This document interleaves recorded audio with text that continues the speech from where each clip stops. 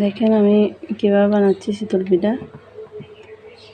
এরকম তেলের বোতল থাকলে এক ফোঁটা করে তেল দিয়ে দিলে শীতল পিঠাগুলো একদম তলানিতে লাগে না, খুব সুন্দরভাবে উঠে যায়। আর তাপমাত্রাটা একদম কমে দিতে হয়।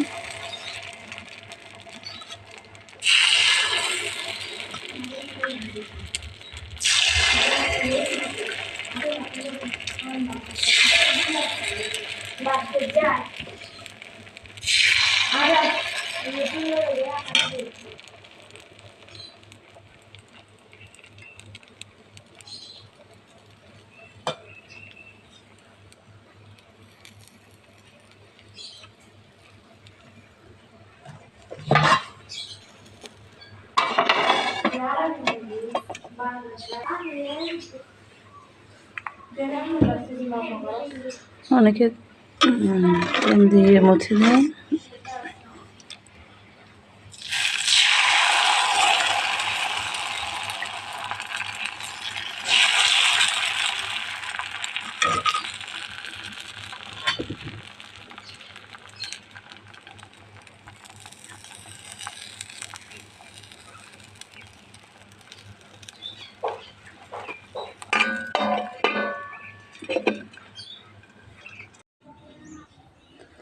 দেখেন মাশাআল্লাহ শীতল পিঠাগুলো কত সুন্দর হয়েছে।